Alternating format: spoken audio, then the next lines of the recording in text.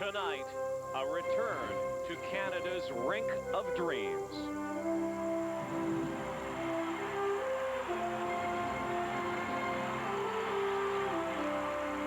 A place full of glory, Olympic glory. Its halls still echo with the memories of '88, when young Canadians took to the ice, inspiring legions to follow. And maybe tonight they can recreate that magic from 12 years ago. That's when I first started watching skating on TV, and I definitely remember when Liz Manley had her moment, and now it's my turn. I'd like to have the same type of moment that she had in '88, and being in the same building makes it even that much more special. I remember it was the Battle of Bryans, and probably the greatest head-to-head competition ever in skating. And I do remember a little bit of it. Brian and I going out there skating that long program, and Canadian flags waving, we were so close. I do remember actually seeing that and thinking, oh wow, you know, that was really, really great. And now new moments, new memories. The pairs free skate, the men's free skate. Canadian gold on the line tonight at the Rink of Dreams.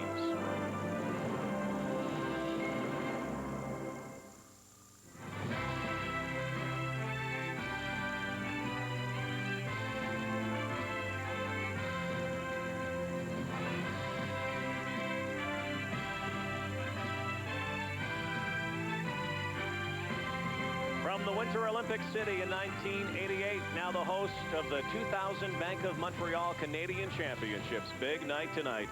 Elvis Stojko says the Terminator is back. He'll be back later. Christy and Chris, Sargent and Wirtz in third place after the short program in pairs. Surrette and Fecteau in second, and Jamie Salé and David Peltier in first. Jamie grew up in these parts and might use some home ice advantage.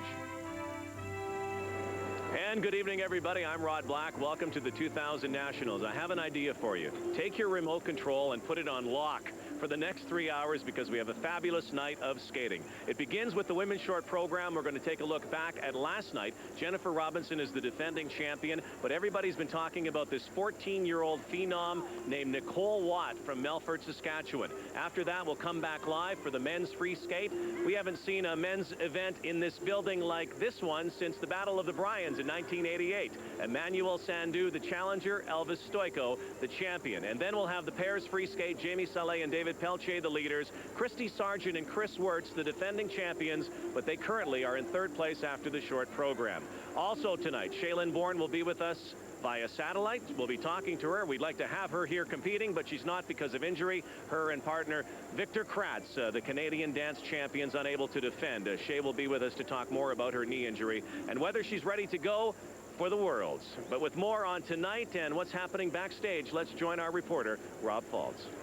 Rod, if there's one thing that stands out about the three teams in the race for gold in the pairs competition is exactly how calm they all are. In fact, Jean-Sébastien Fecteau said to me, we had a great practice at 7:30 this morning. I just want to get out there and compete, and that seems to be the overriding feeling from all three teams. But on this men's side right now, some bad news for Jeffrey Langdon. In the short program, his kneecap popped out on his right knee, popped back in again, then popped out again. It is simply too sore right now, too stiff, and Jeffrey Langdon has been forced to withdraw from tonight's competition. So one less man to watch, but it should be a great night of skating. Let's head back upstairs. Rod? Thank you, Rob. The men getting ready behind us. Before we get to them, we are going to show you the women's short program from last night. Jennifer Robinson, defending champion, but all eyes on this 14-year-old Mighty Mite from Saskatchewan, Nicole Watt, who also suffers from juvenile arthritis. She gets some cramping, some stiffness in her joints, but I'll tell you what, she is something else. She is dynamite, and she's jumped to the senior level. She was pre-novice last year, went novice, junior, right over the top into senior because she has triple jumps. She is delightful and will charm this audience, but definitely the favorite in this competition is the two-time and current Canadian champion, Jennifer Robinson. She won a bronze medal at Skate Canada. She has two excellent routines. She'll be very difficult to beat. So let's go back to last night here in the Saddle Dome. This is the order. We'll show you the skaters. Jennifer Robinson, Angela DeRoshi, Annie Belmar, Nicole Watt, Michelle Curry, and then Nadine Gosselin. So in this first year of a new millennium and new century, we Look ahead, of course, and this is a great competition to take a peek at some of the skaters of the future, as well as our links over the last decade. Two-time Canadian women's champion Jennifer Robinson. And Jennifer has skated so well this season, and ready here to defend her title. Jennifer Robinson. Here is Annie Belmar. I have been very impressed with Annie in practice. I watched her run through her long program filled with triples, including 2 triple lutzes. She's worked hard. Another former champion, Angela DeRoshi, in an interesting situation with Angela. For more, let's join Rob Falls. It will be worthwhile watching the performance of Angie DeRoshi. She told me that while getting dressed, she popped out her left shoulder. The shoulders pop back into place, but she says she's having trouble moving her head from side to side, and it's very difficult for her to raise her arm over her head. It just seems the hard luck stories continue for Angie DeRoshi. And here at the Canadian Championships in Calgary, there's something new. The Canadian Figure Skating Association has dipped into the stars of the past to teach the stars of the future. Debbie Wilkes reports.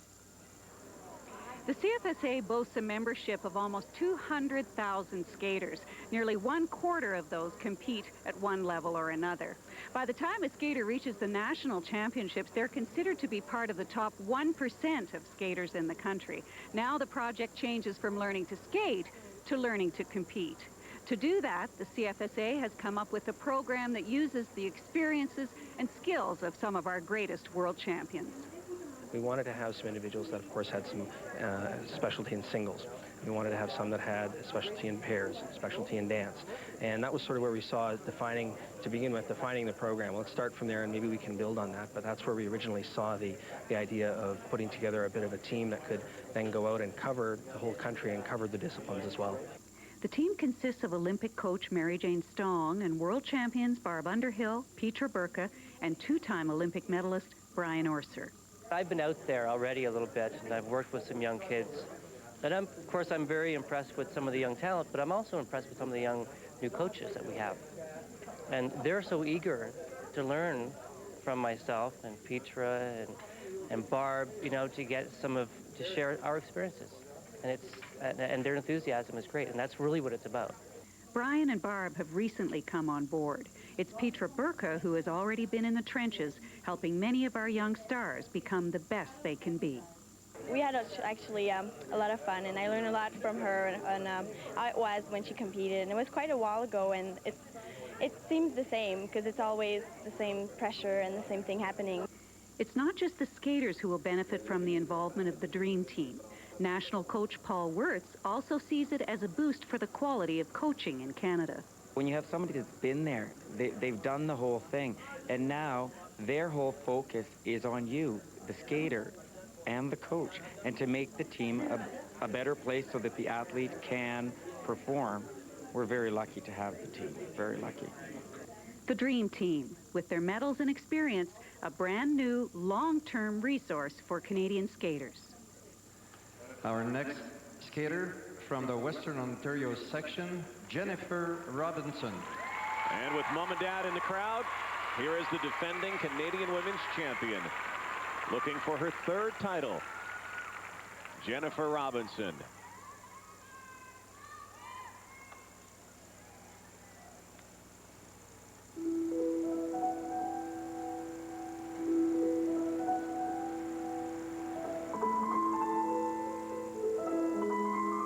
Music from the movie The Summer of 42. This is a beautiful program choreographed by Laurie Nickel. Opening here with her double axel. Good start.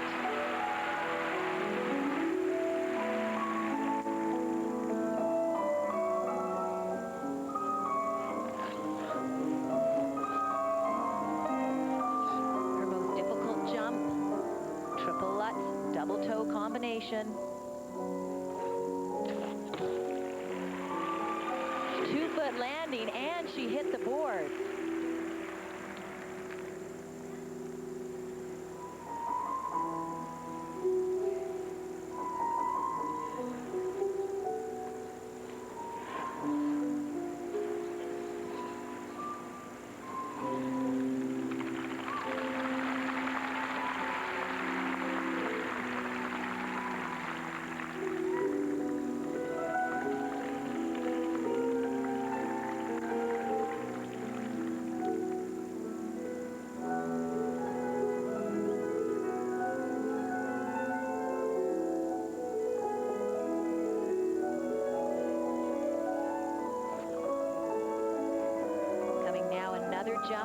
high degree of difficulty, triple loop.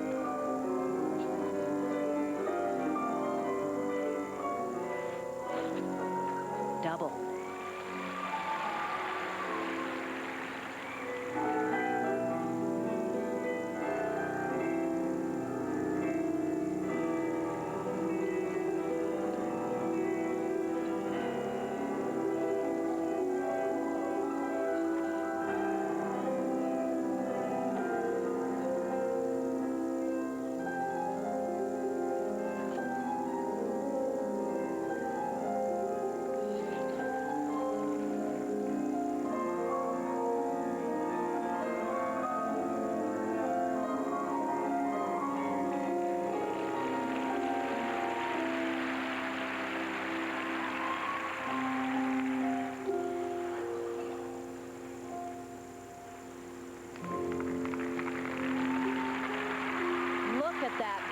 Position on her layback spin.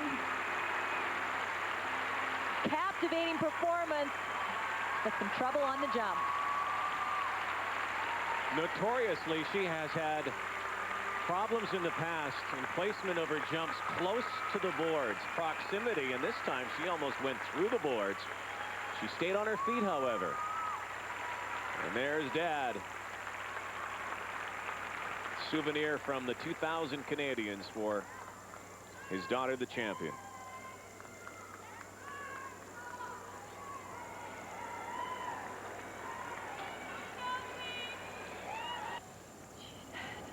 That is not the kind of start that Jennifer Robinson wanted in defense of her crown.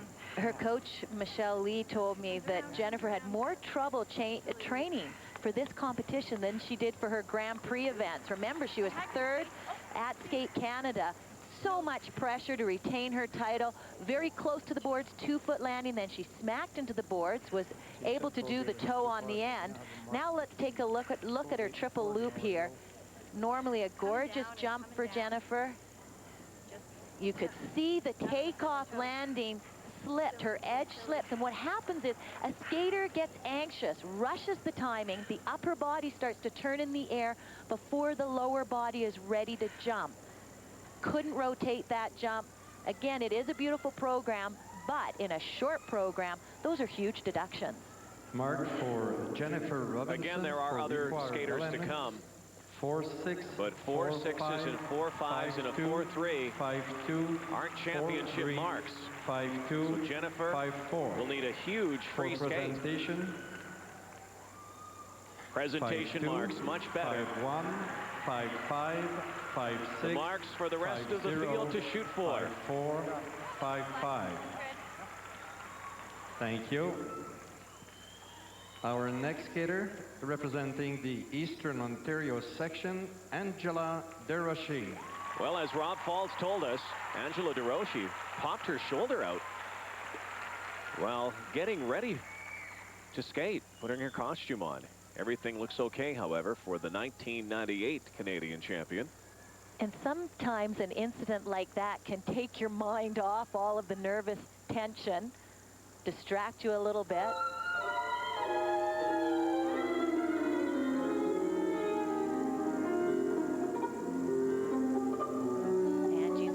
Athletic skater, a good jumper, but was left off any international teams because she could not do her jumps in her monitoring sessions. She has a lot to prove here, and she will open with her triple Lutz double toe.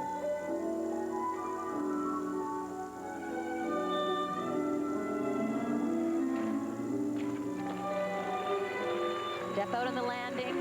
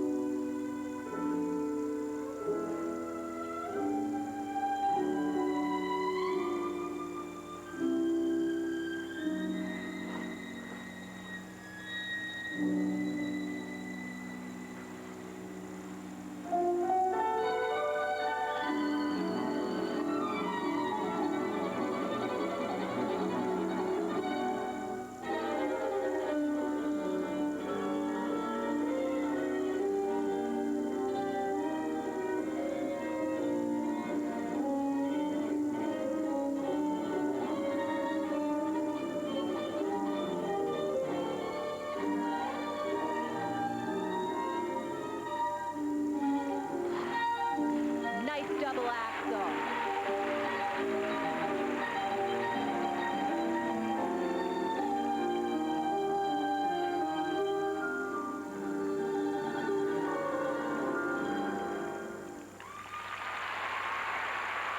You have to wonder if she had some problems with the shoulder. We'll find out, of course, but so far the former Canadian champions haven't exactly raised the bar for the rest of the field.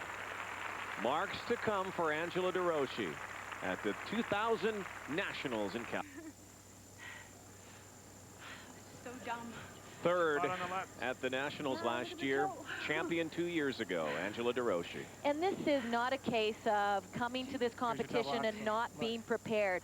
As with Jennifer Robinson, it's dealing with the nerves and trying to keep the rhythm going. 2-foot landing there, and she stepped out of it. And again, what happens is the skater's timing gets sped up because of the adrenaline. Here's a look at her, what was supposed to be a triple toe, and as she's picking in, her upper body is already turning. So the lower part can't catch up in time, and she cannot do the 3 revolutions in the jump. Watch this entrance into her double axel. Look at her get down in the knee there. Tremendous strength because she did not step into it. She stayed on the same foot from backwards to forwards and up into the jump. 4-2. So like Jennifer Robinson. 4-5. A big free skate. 4-2. And it's just heartbreaking because they have trained hard all year, but you get out on the ice and you're a little bit jittery, your timing's off, thus you don't have the jump. They are going to have to watch and wait for the rest of the field to see where they will be heading towards that free skate. Angie is second. Notre prochaine patineuse représentant la section du Québec, Annie Bellemare. Well, now that a couple of champions have fallen, opportunity arising for Annie Bellemare.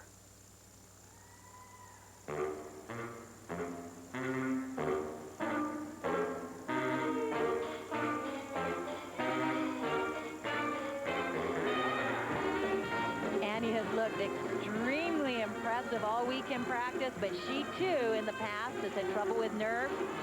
She's going to open with her easiest jump, her double axel.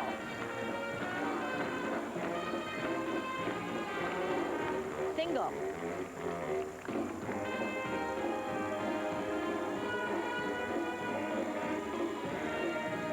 Must gather herself now because this is her most difficult.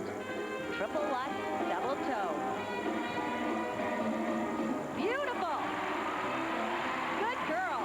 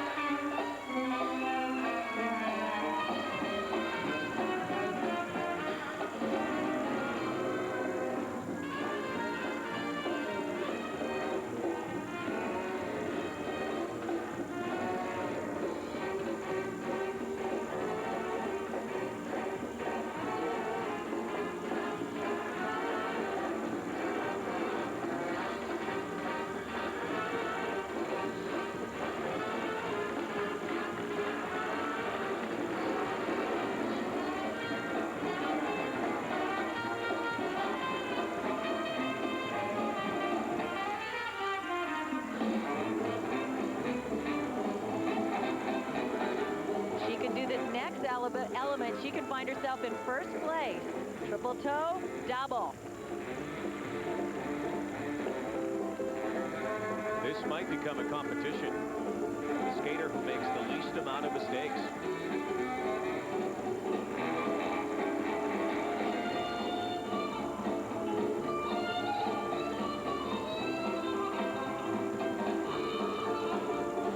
Unbelievable the difference in what I'm seeing here in the competition compared to what I've watched in practice. Totally a case of nerves for the last 3 skaters.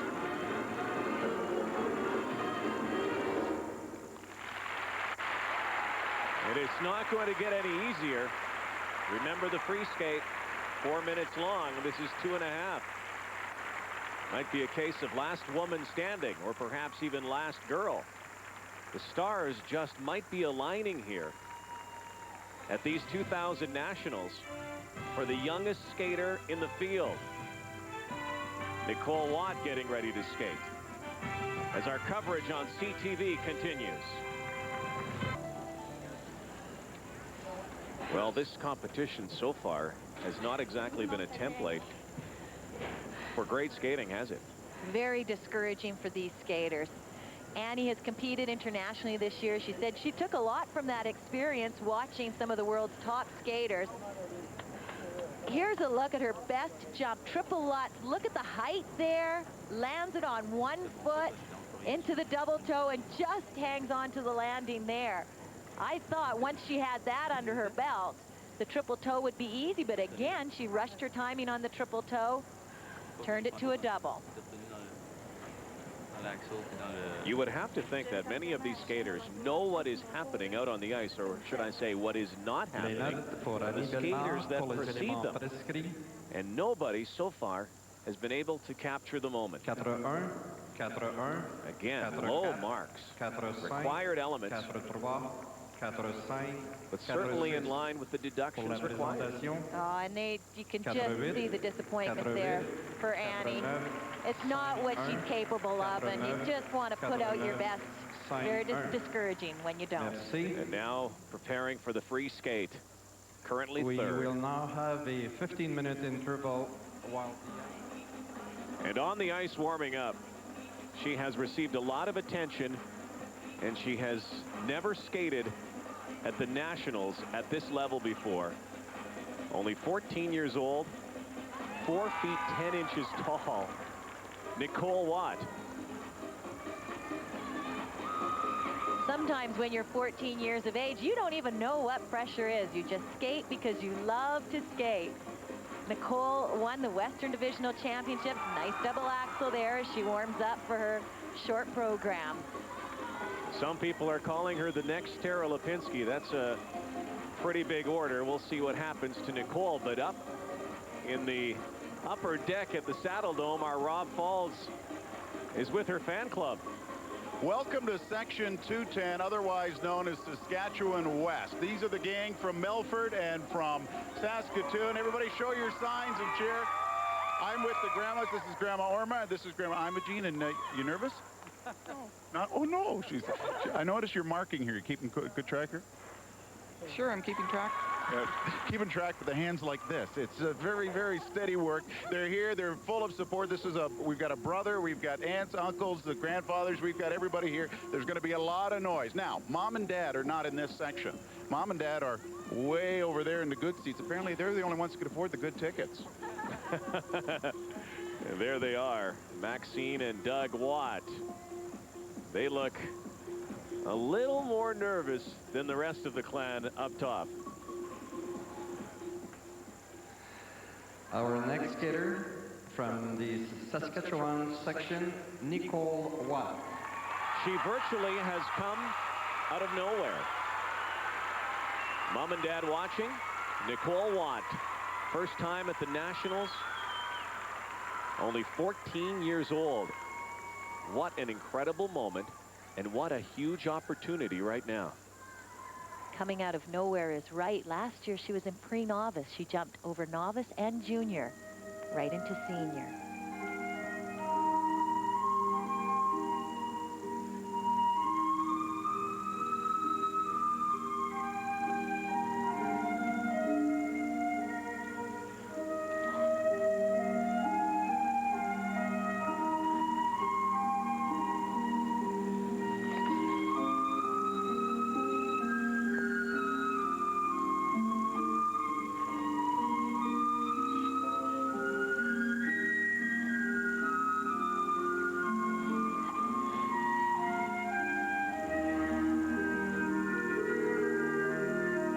Jump is a double axel.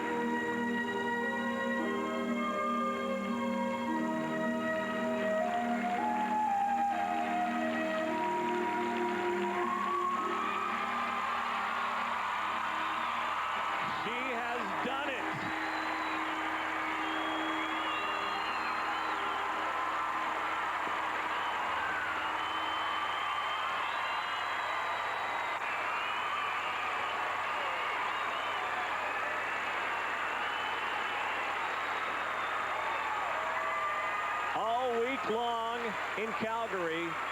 They have called her the skater of the future. Well, the future just might be tonight. She'll be the leader when we come back. Just north of Regina, Melfort, Saskatchewan. Must be partying right now. What a lovely performance. Nicole had the music right from the very beginning, didn't let go. She didn't think through the program. She performed from beginning to end. And with so many skaters underperforming tonight here in the short program, she had all of the elements. She had the poise already of a veteran. Very delicate performance. She opened with the double axel. Lovely jumper, very light in the air. Did you have fun? Gets down deep in her knee. I thought you started just maybe a little slow. There are comparisons, as you have mentioned, to Tara Lipinski, and those comparisons are made because Nicole can do a triple loop in combination. Here's a triple loop on its own. And Grandma watching. Doing it with her. Look at her, Grandma. Look at Grandma. Oh, she is delightful. And the coaching team. Dale Hazel. The dress looked perfect. The Melfort Figure Skating Club. She made the jump so quickly because all of a sudden her triple jumps came. And Tara Lipinski made a triple loop combination famous at the Olympics in Nagano. The only lady to do it so far. The marks for required elements. 4-6-5-0. And I may have been too hasty giving her first place, although she had the elements. The presentation marks are a little lower. Nicole Watt, in fact, is not first, but second. But still, what a statement for the teenager. 5-0. She currently is just behind Jennifer Robinson.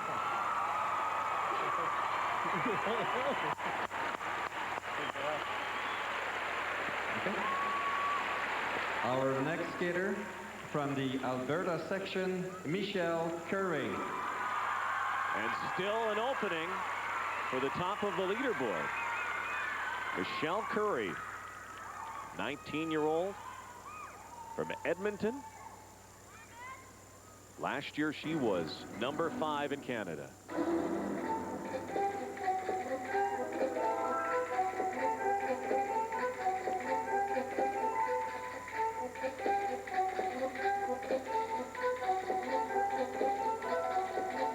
Michelle opening with her triple flip. Jump with a high degree of difficulty.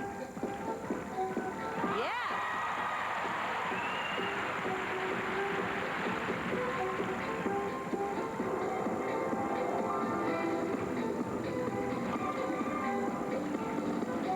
Her most difficult jump is the Lutz. Here it comes. Triple Lutz, double toes. Perfect combination.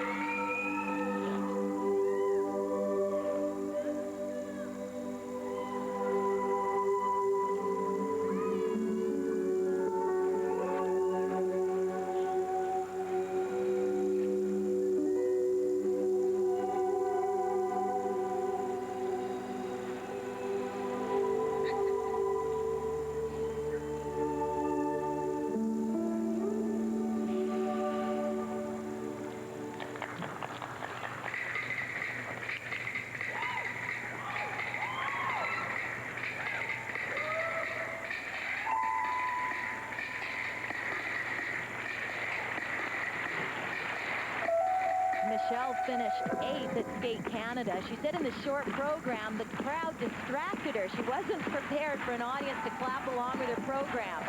It has not distracted her here, only helped her so far.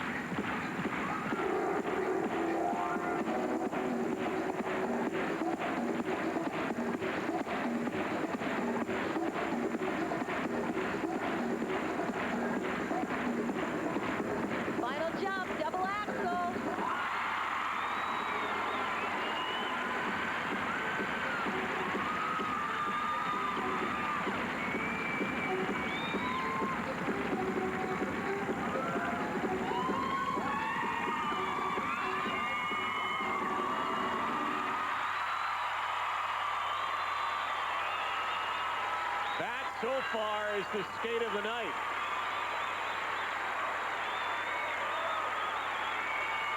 Her father throwing out a souvenir. Michelle Curry from Edmonton.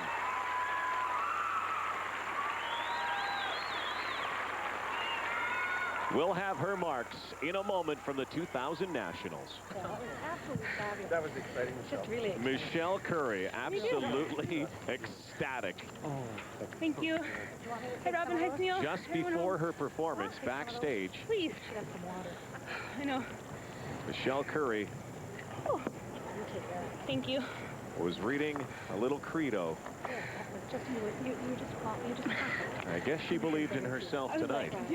And that's one of the tricks that skaters will use to get their mind focusing in the right direction. To be aggressive yet in control, and it was a perfect combination for Michelle Curry tonight. Great. Hey, and if you can go out in the short program and have so much fun, doesn't get better than that. Look at this triple Lutz. Clean landing, good aggression. You knew she was going to do the double on the end of it. Watch as she reaches back. She had her timing on, a good clean pick in, a nice landing there. Over her skate so she can pick in once again to do the double toe. Here's a look at her final jump, double axel. Again, strong, clean jump. And interesting, when you look at the jump that Michelle Curry did in this program, they had a higher degree of difficulty than what Michelle Kwan does in her program. Michelle Curry did a triple flip tonight, a very difficult jump. She has to be satisfied. Wow. Well, I think that may have been the skate of her life. Look at the mark. She will be the leader. 5-5-0. She had invaluable experience back at Skate Canada. She had a chance to compete internationally. Safe to say that Michelle Curry has arrived. 5-6, 5-5, First place. 5-2. Across the board, except from one judge who gives her a second place ordinal. Our next skater from the British Columbia section, Jocelyn. So one skater left to try to make her statement. Fourth in Canada at the 99 Nationals. Here is Nadine Gosselin.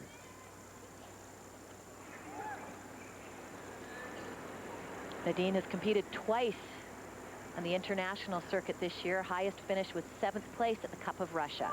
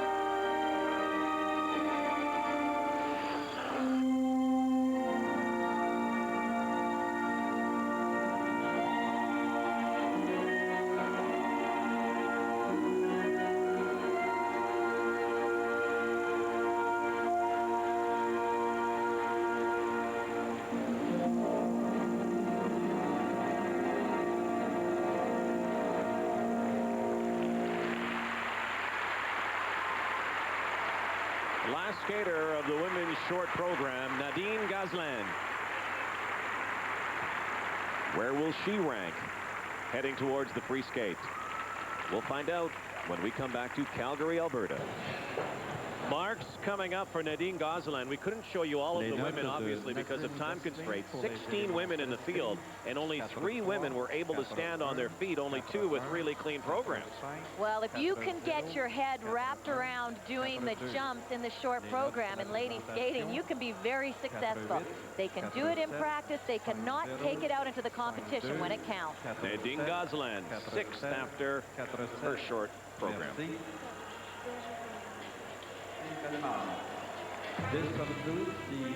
After the short program is Michelle Curry, the 19-year-old, lives up in Edmonton, just north of here. Jennifer Robinson, the defending champion, 2nd. Nicole Watt, the 14-year-old sensation, currently 3rd, and the rest at the 2000 Bank of Montreal Canadian Championships.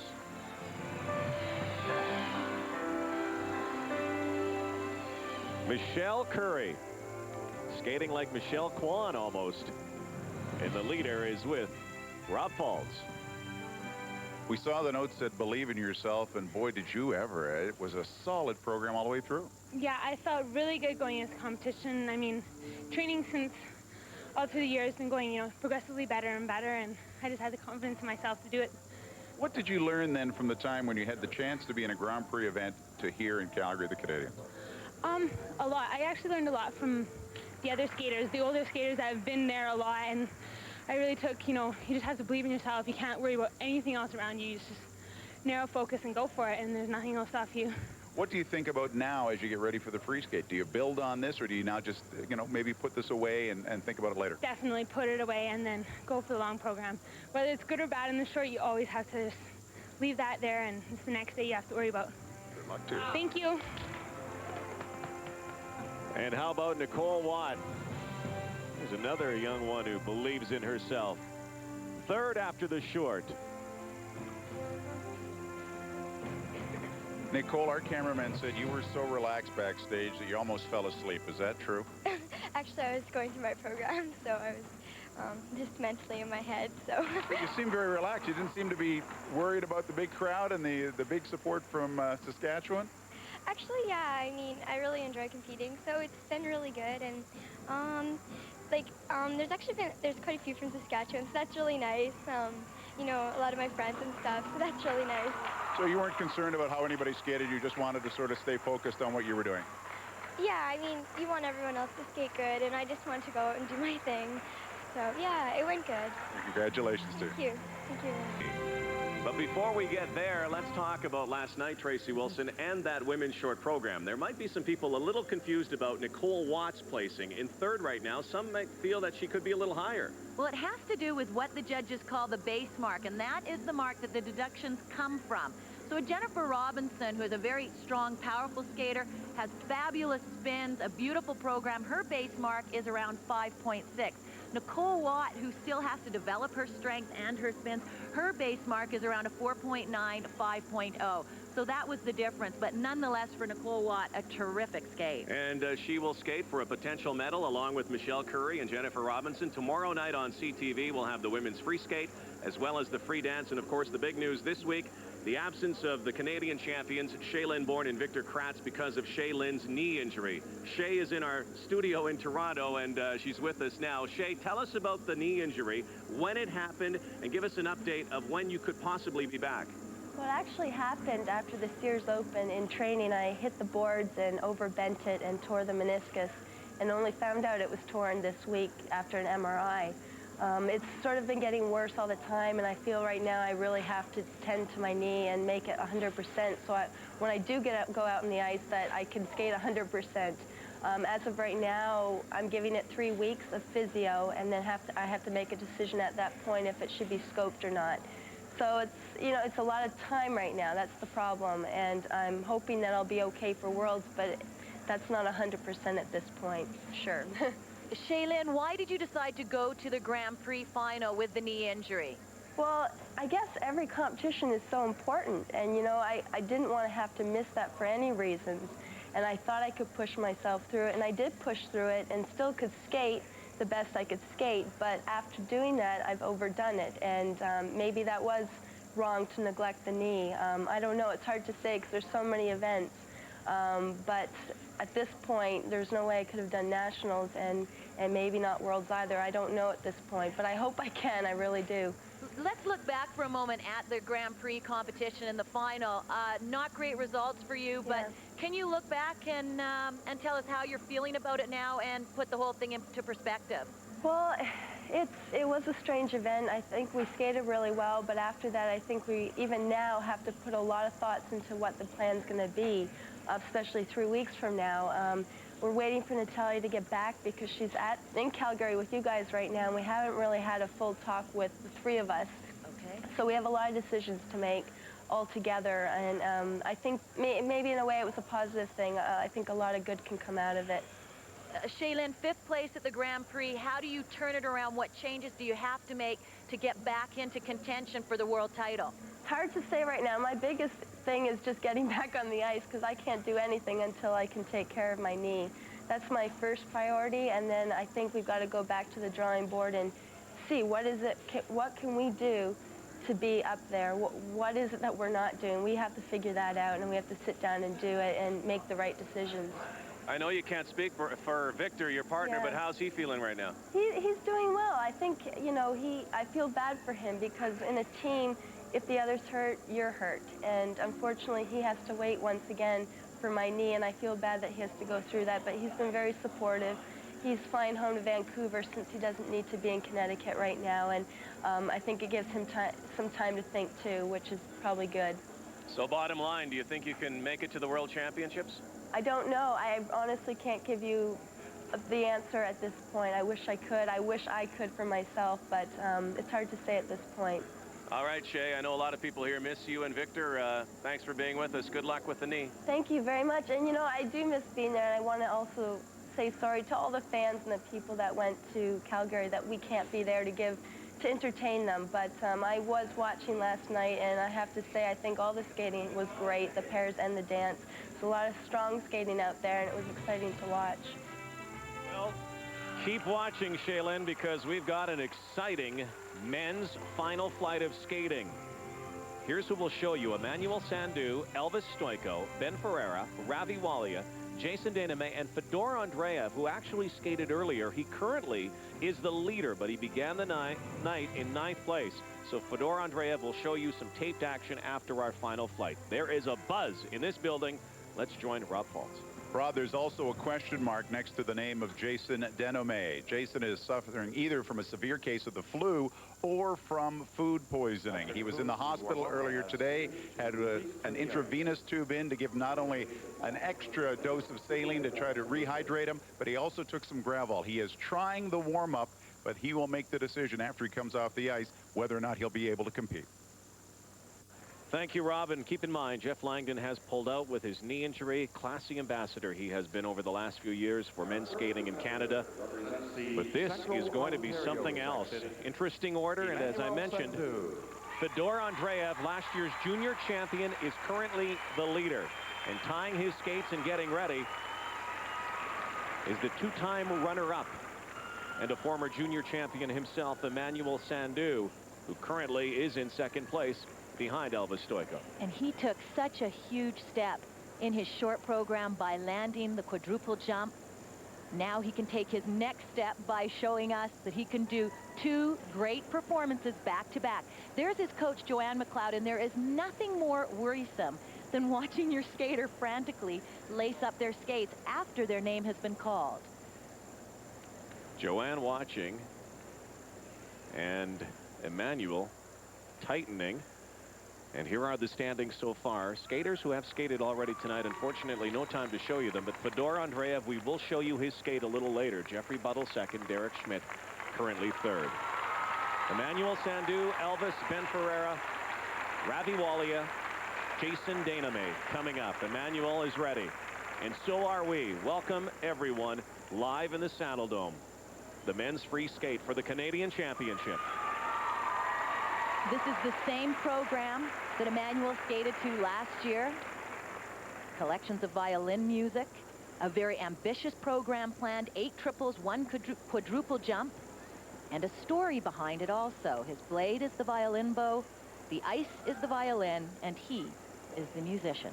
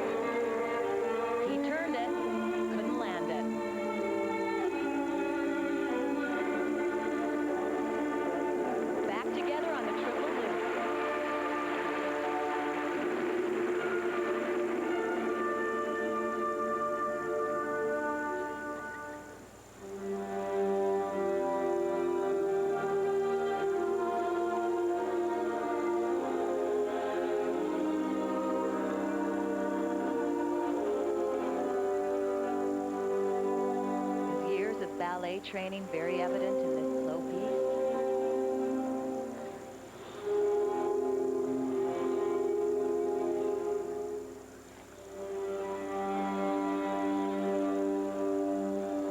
Winding up for a triple Lutz. Yes.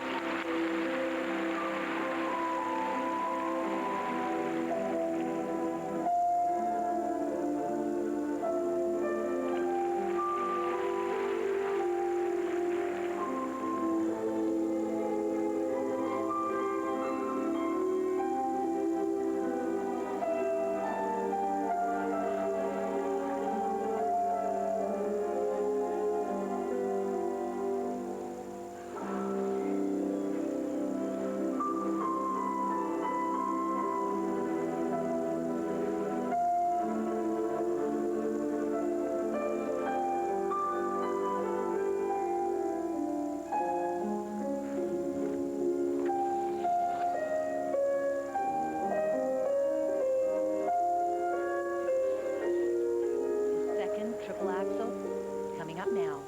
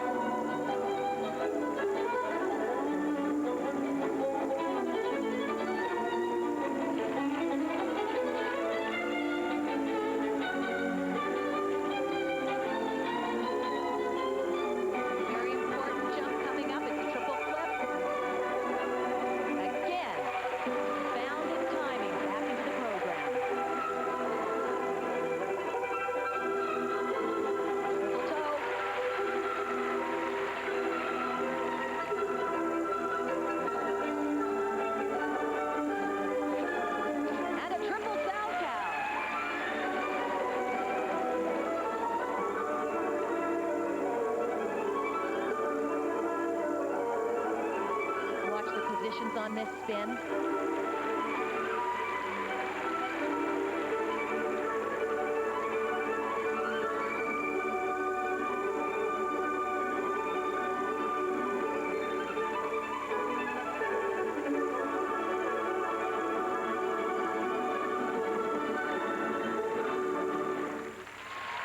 No quadruple jump. A miss on the triple axel, but 6 triples, and I think we saw something we haven't seen before in Emmanuel Sandhu. We saw his heart. He came back after each fall. Precisely. Emmanuel first in the final flight, and Elvis Stojko is next.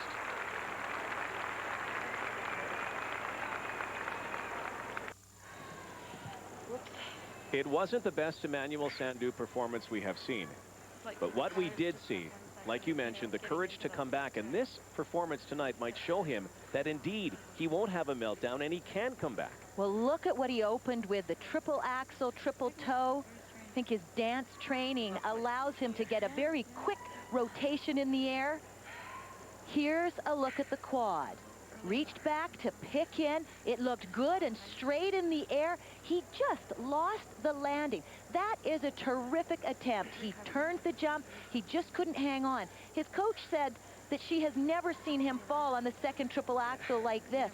But again, like you said, Rod, what is so important here for Emmanuel is he fell down, he got up, he refocused, and went back at it. He showed us he can attack. These are first place marks right now. Elvis is next. Emmanuel Sandou, who comes from Richmond Hill, Ontario, lives in Vancouver now and trains there. It's amazing. The top two skaters in Canada both come from this little area north of Toronto called Richmond Hill. High presentation marks. He makes the most of every beat of the music and every gesture. He only landed his quad for the first time ever 2 nights ago. And here's the quad master. Represents the Central Ontario section, Elvis Stojko. Do you think we might see an attempt at a quad Lutz tonight? He hasn't told us for sure if he will try it. We saw him practicing it earlier in the week, and he has said that is his ultimate goal. He says that quad Lutz is his favorite jump, and he wants to include it eventually in the routine. Here he's skating to a new program. The music comes from the Mummy soundtrack.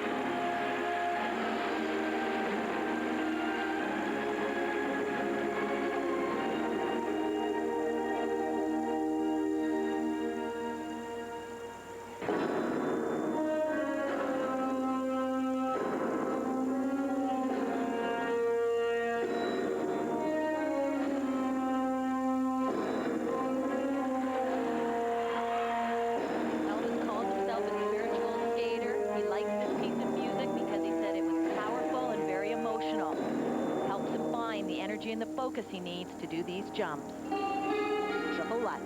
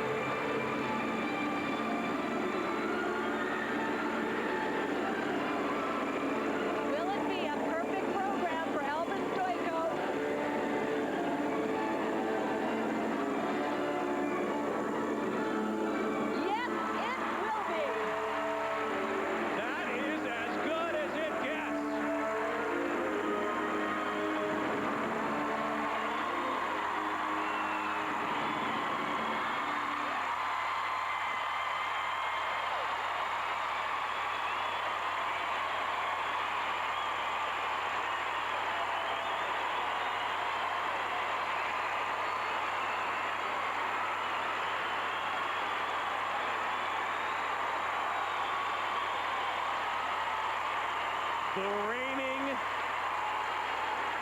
and still champion of Canada. There's his hero when he was growing up, Brian Orser.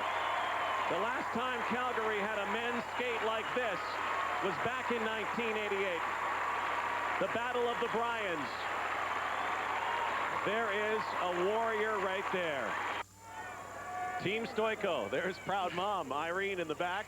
Ushi Kessler, coach choreographer. The first time Canada has seen the Mummy live. And I will tell you what, if he skates like this at the Worlds, look out Plushenko, look out Yagudin. He just said I want a little more speed on the landing here so that he could do the triple. It's all right, Japan Worlds will get it. All right. He put a double on the end. Here's a look at his triple axel. Incredible height, a perfect landing so he could do the triple toe on the end of that axle. Corkscrew spin to wind up the program. There have been some nice touches added to this program since we saw it at Grand Prix final. In particularly with the arm movement. There's Ushi Kessler knowing it can't get better than that. Yeah. But the whole program has grown. It's starting to develop, and if I know Elvis, it will continue to grow for the World Championships. But it's so interesting because Elvis has talked all year about his building process, and here in Calgary he says, I'm almost there. Last year when I pushed the button, it didn't happen. This year it's starting to happen. It was perfect. He got sixes. 6-0, 5-9. For technical merit. 6-0, 5-9. 6.03 of them. 5-9. And he should. Well, if he's only part way back, hold on to your hat. Presentation marks. 5-9. 5-9's not sure about the 5-8. 5-9. 5-9. 5-9. Six-time Canadian champion. Write it down right now. Stoiko again. The Terminator is back.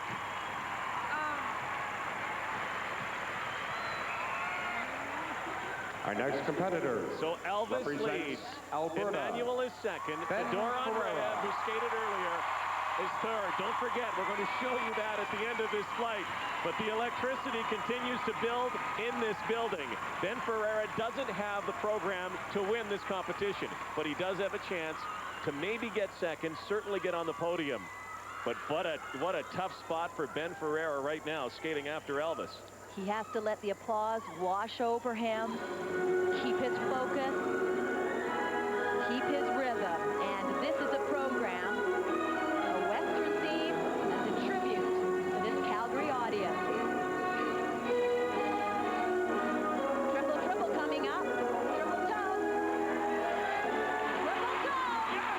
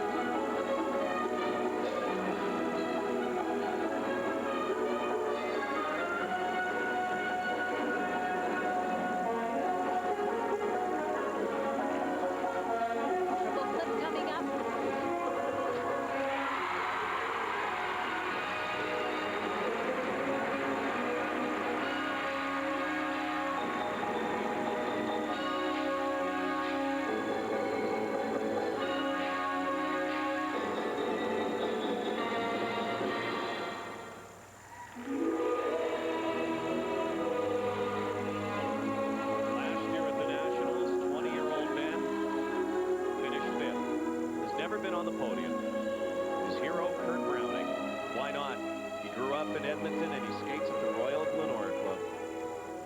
And like Elvis, he battled with a groin injury last year. This year, he's injury-free.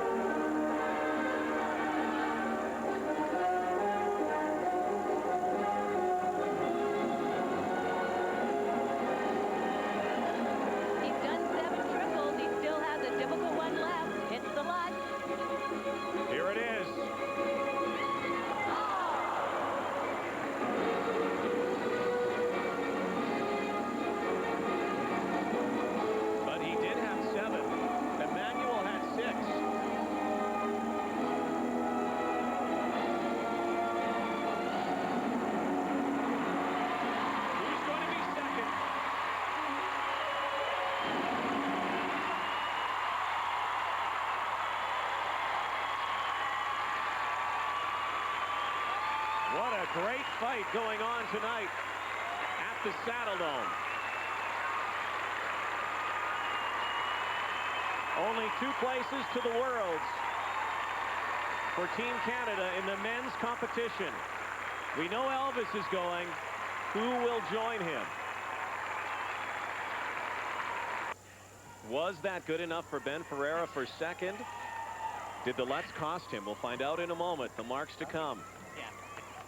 Now let's join Rob Faulds. Immediately after the warm-up, Rod, the news for Jason Denham, well, we can't tell you much. He walked right to the dressing room, took his skates off, and has been in the dressing room the entire time.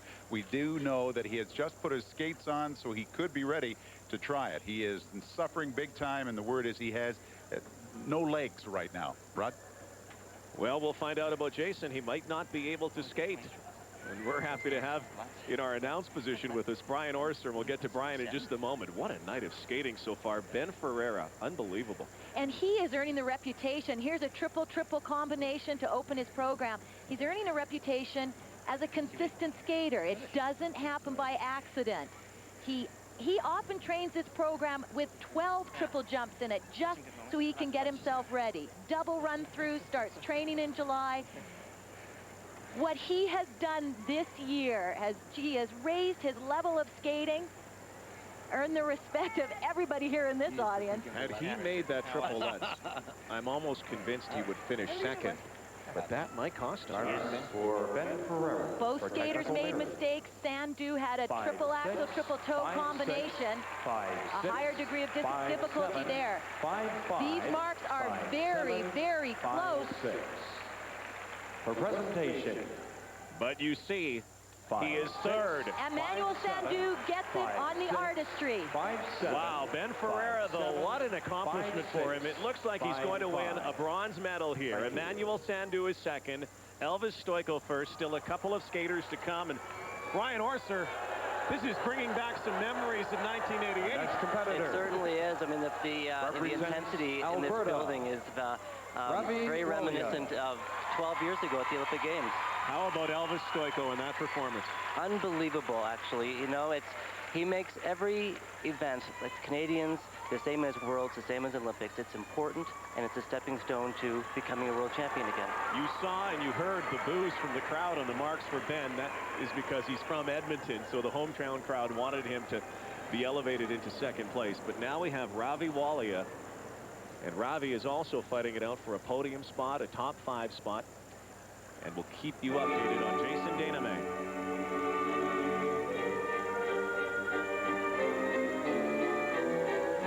Opening with music from the Shakespeare in Love soundtrack, triple Lutz planned, and a triple toe on the end.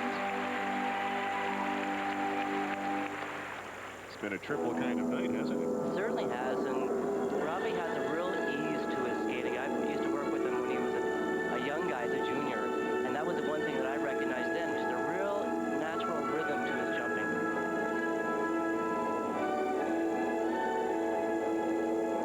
Building now for another triple combination, this time triple axel.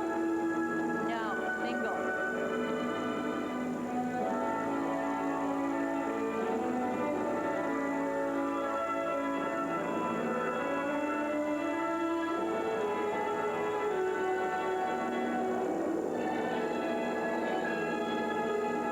And Ravi has planned a quad tonight, quad toe.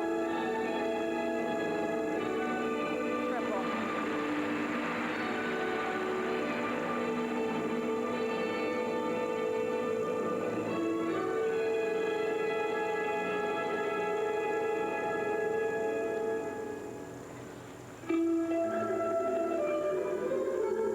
Ravi's career has been plagued with injuries. In fact, he had to take 9 months off the ice last year. He only got back in September to heal the injuries. Once again, he's fighting an injury here, and that's the hamstring.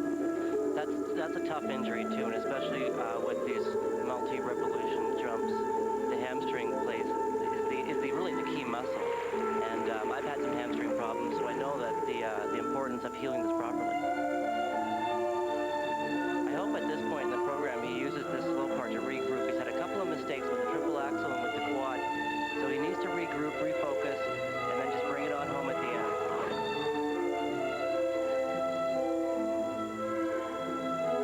Here comes the triple slip. He heard you, Brian. Very nice, yeah. Brought some magic into this building tonight. Wow.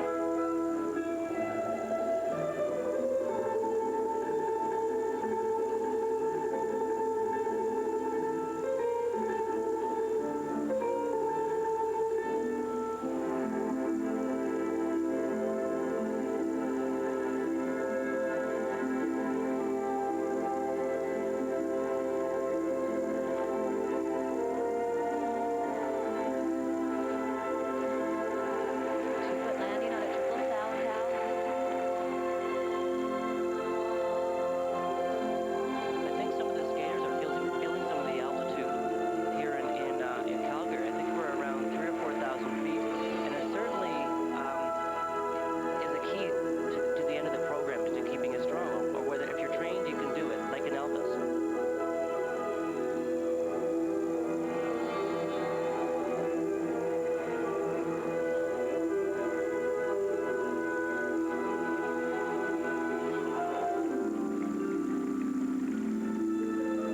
Altitude makes it very difficult to find your legs at the end of the program. It also makes your mouth very dry. It's hard to breathe. By the end of the program, it starts to burn as you're breathing in through your nose and mouth.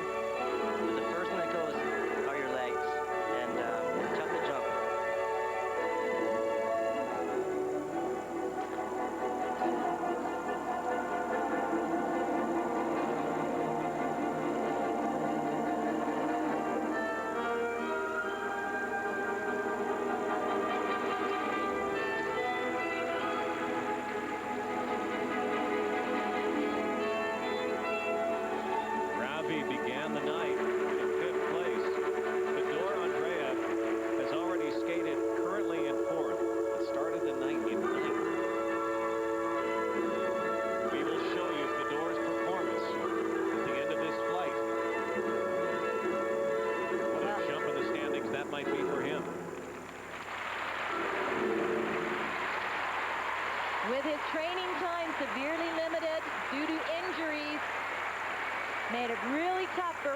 Rick get what he needed tonight.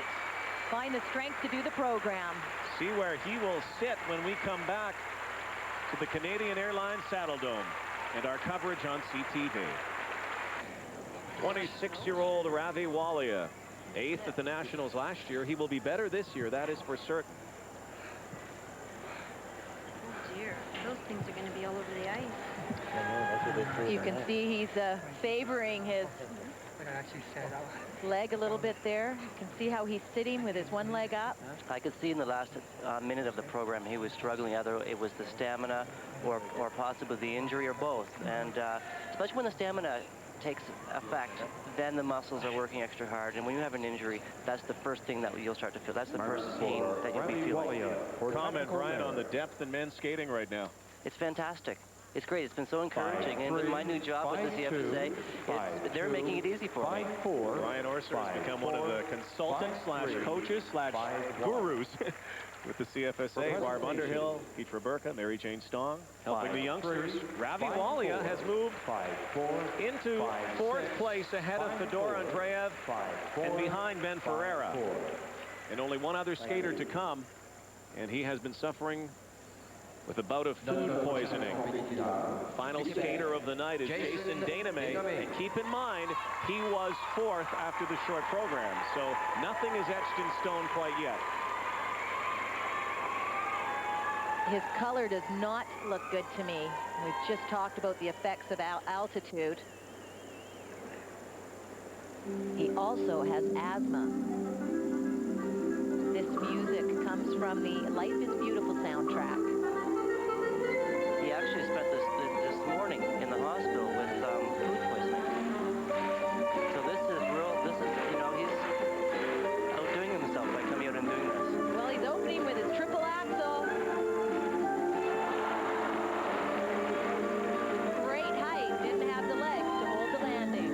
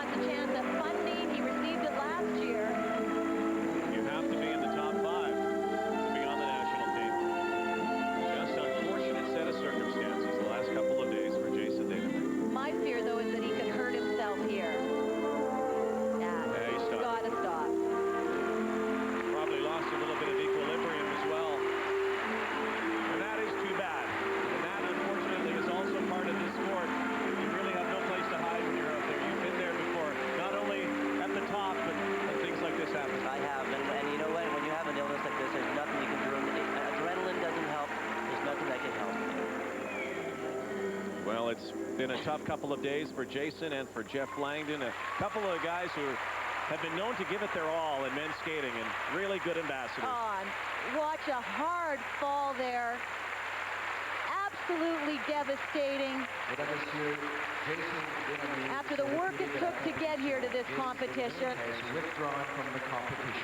And there's Jeff standing for him. Jeff unable to go tonight. Standing ovation. Jason Dainame. What a courageous attempt.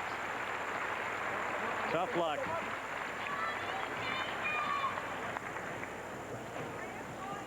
And it has been a tough season. Has had very disappointing international results.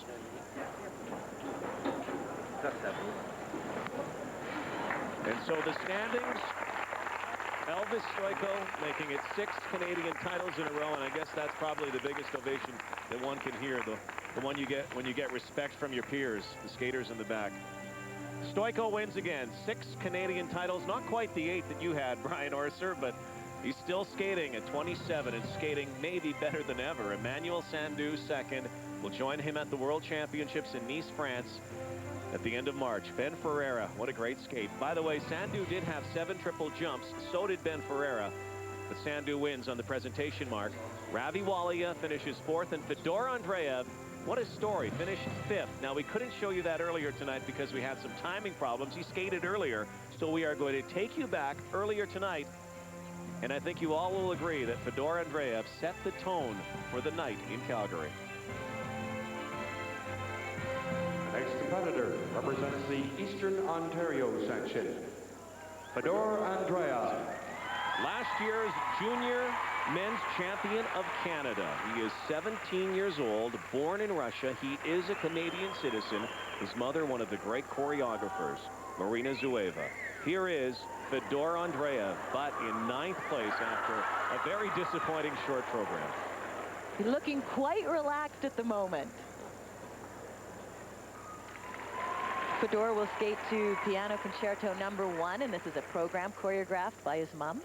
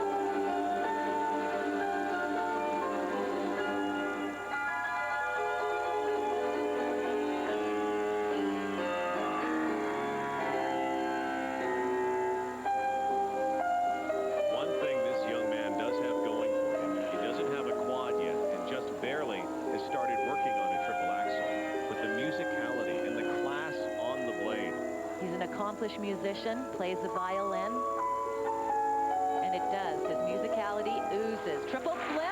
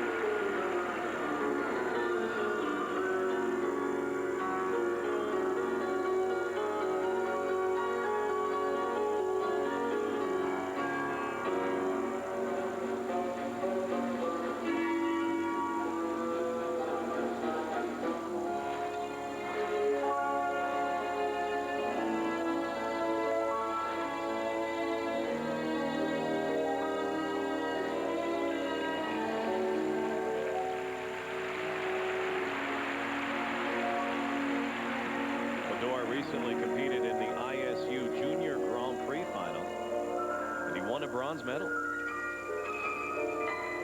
Building now for a triple loop. Leaning in the air, but feet like a cat.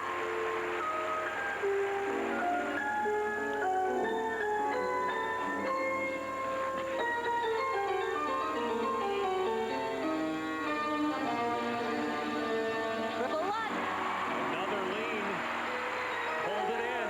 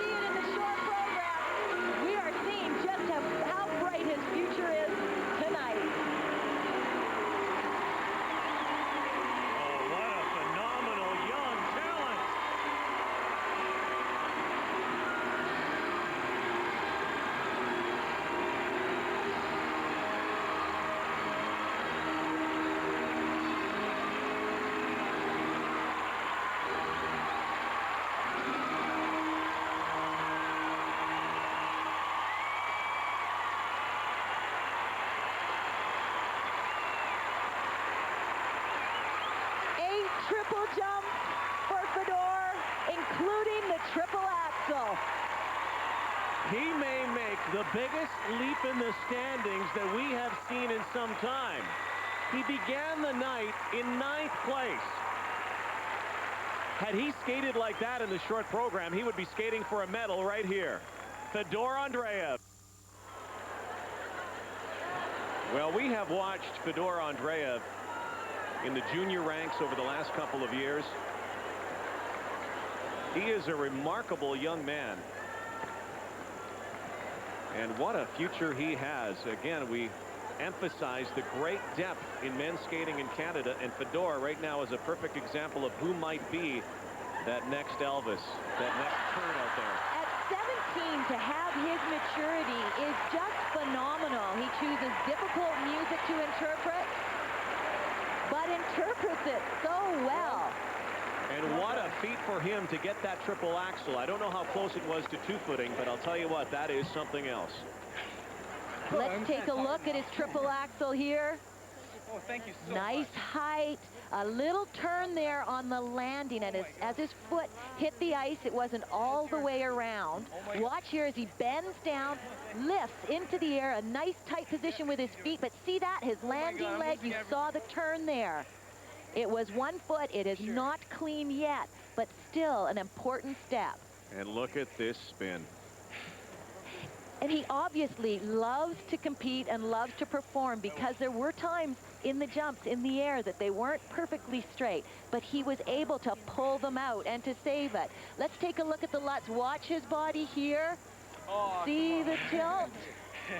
Now watch how he's able to keep rotating and hangs on to it.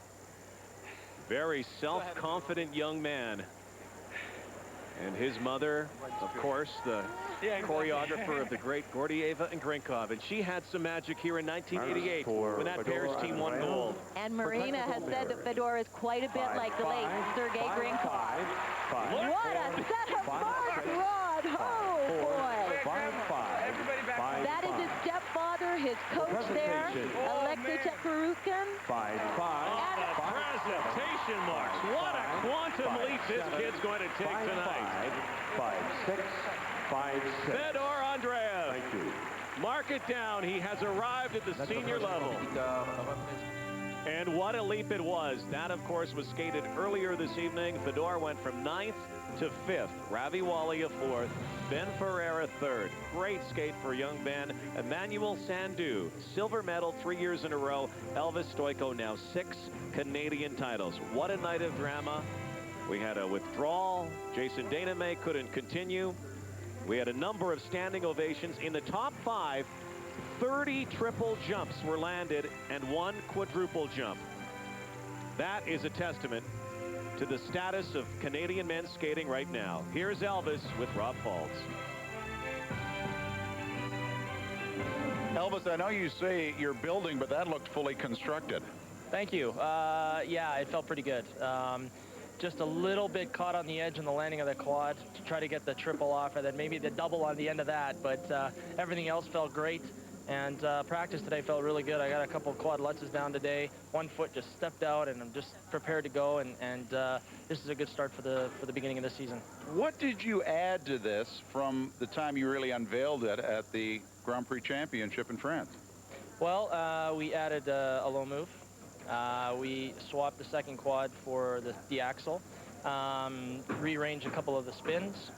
And that sounds like rebuilding. It sounds like it, but if you already have everything in place, just shifting a couple things doesn't matter. But already when I did that in practice, everybody noticed the big difference. But the program feels solid, feels comfortable to do overall, and the marks are showing for it, so it feels great. What do the 3 6s in technical mean to you?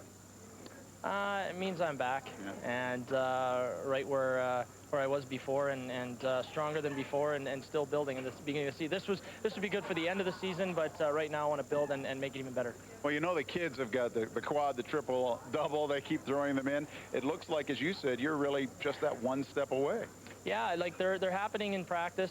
Before they weren't happening. They happen in practice. Now we just got to, you know, the odd time I was throwing him in the program. Now we got to throw them in the program under pressure, and that's the next little step.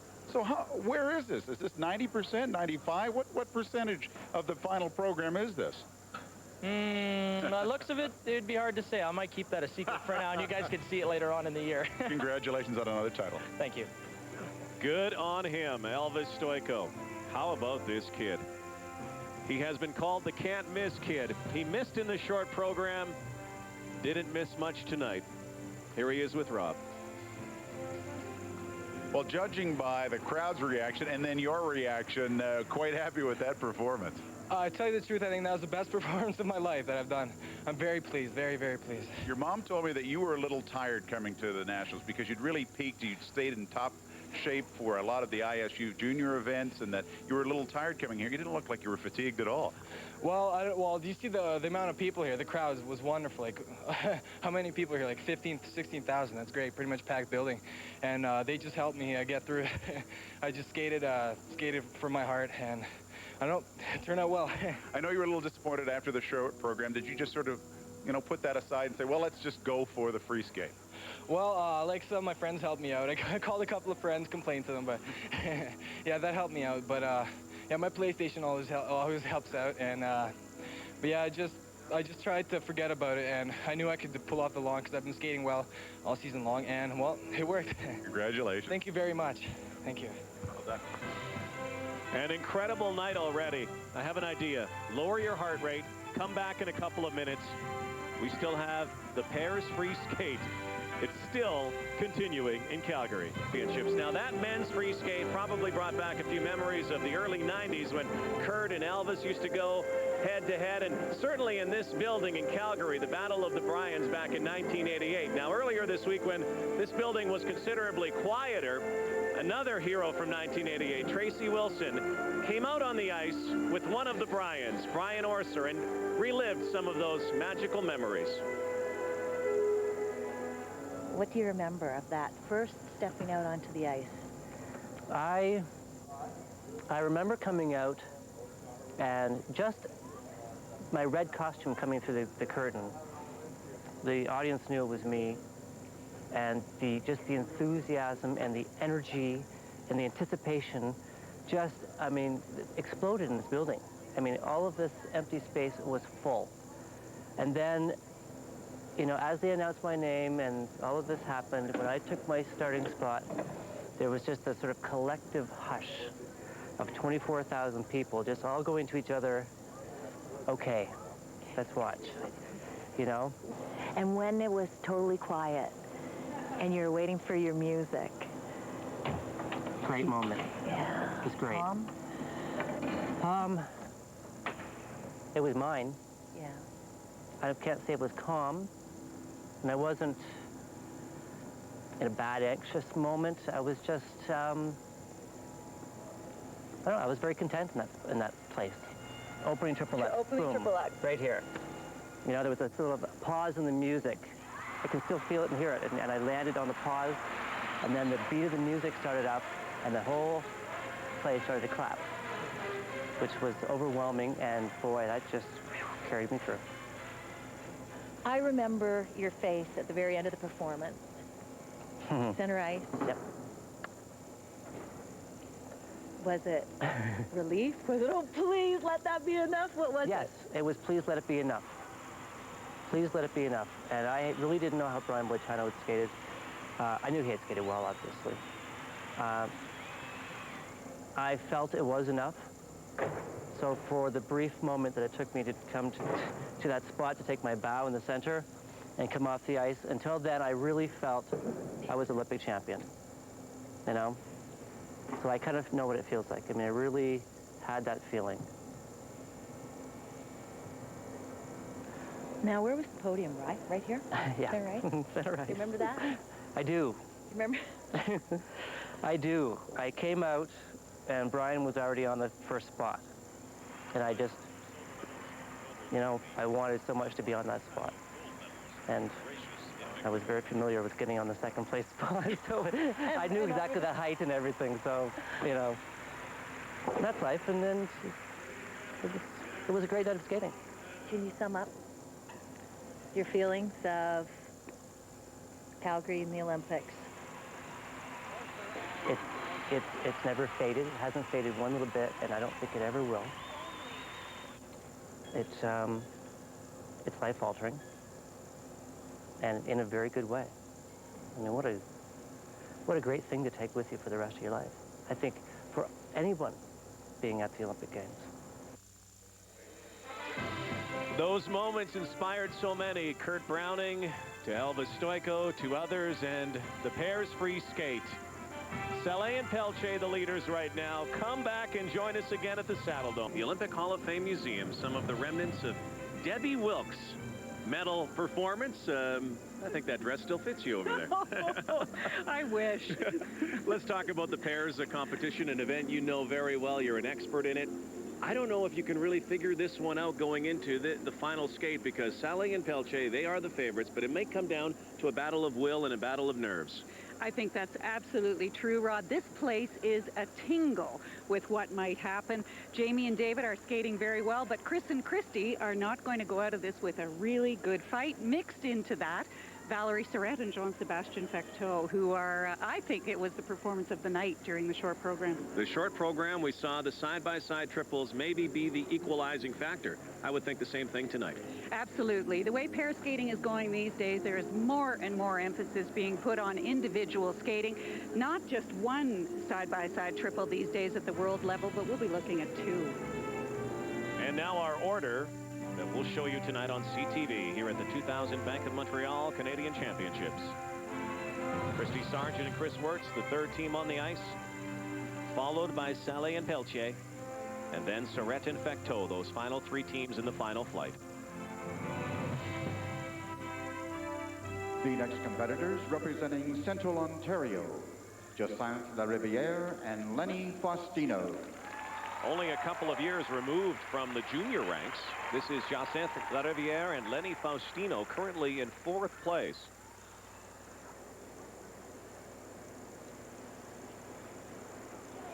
This is a handsome pair on the ice. There is a gentleness between them that I think is particularly attractive. The throws are big, the lips explosive, but Lenny treats Jacinthe like she's a Dresden doll.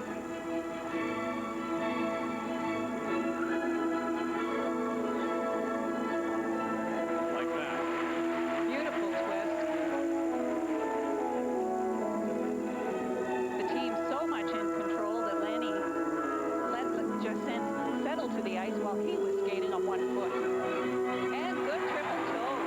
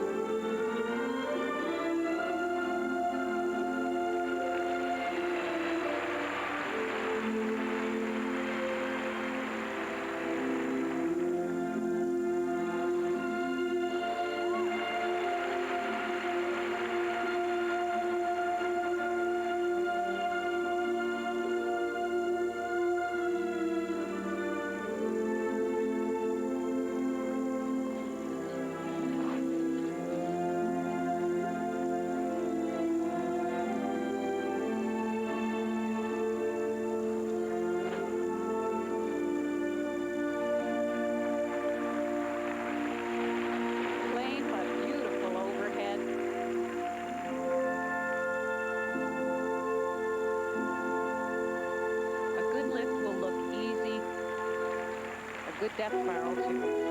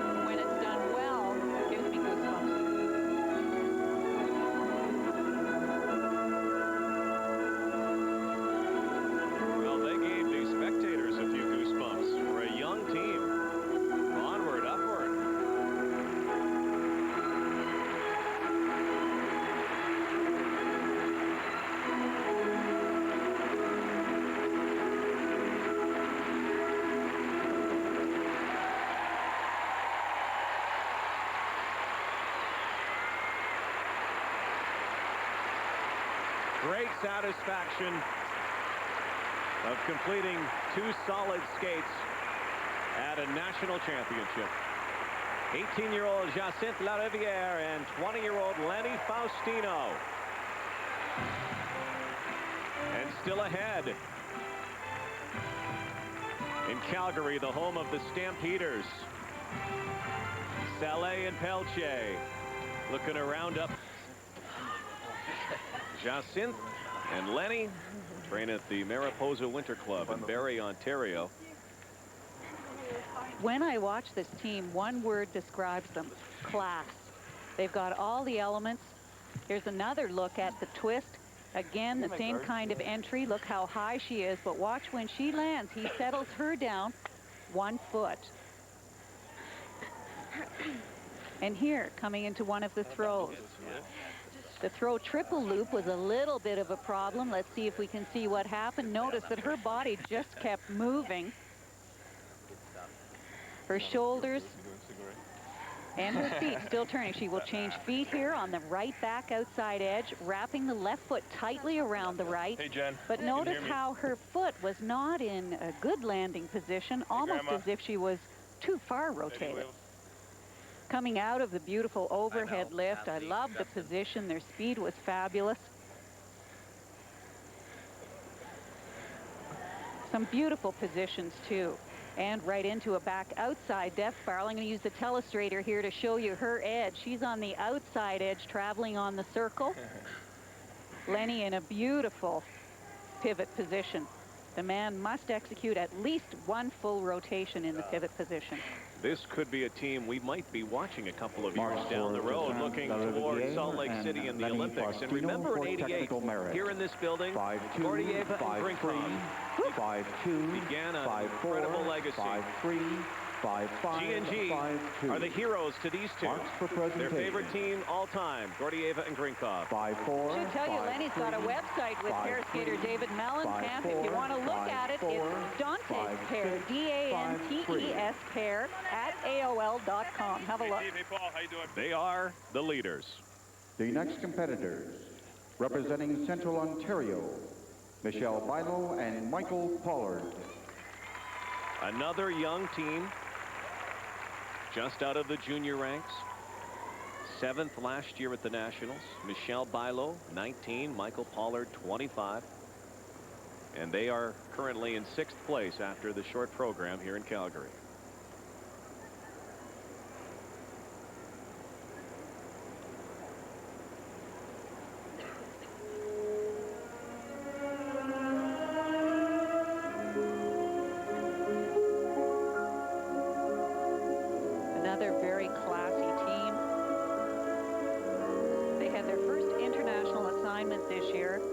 Michael his very first, Michelle's second. It was a very meaningful experience for them as athletes, particularly because they represented Canada.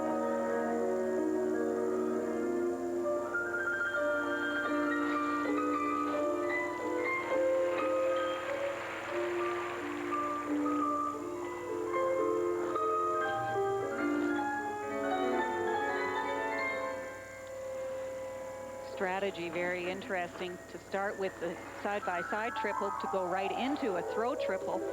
Got that one. Throw triple top.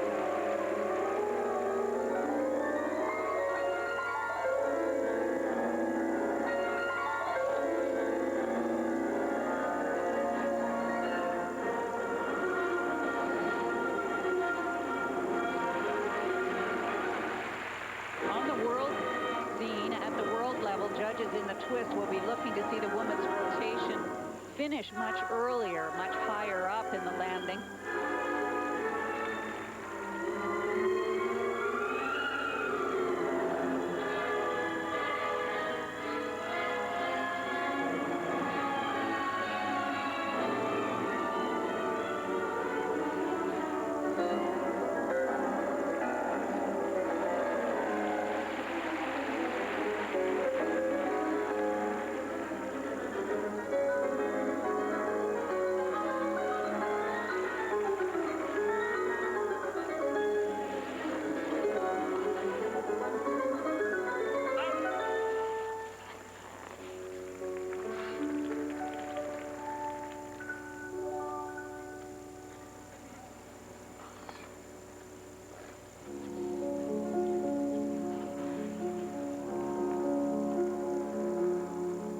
Michelle is from Orillia, Ontario.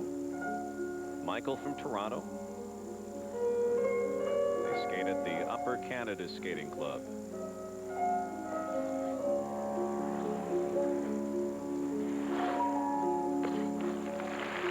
Two-footed landing on the triple loop.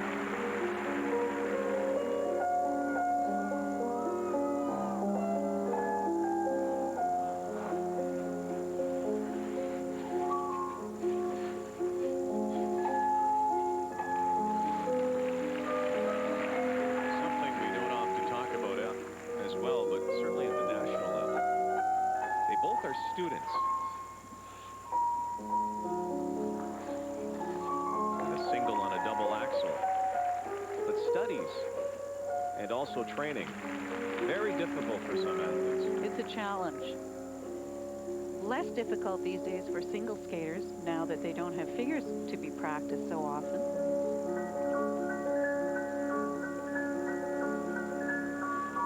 A lot of coaches, and certainly our association, encourages skaters to have a life beyond the rink, feeling that anything, any interest you have outside contribute to your performance potential inside.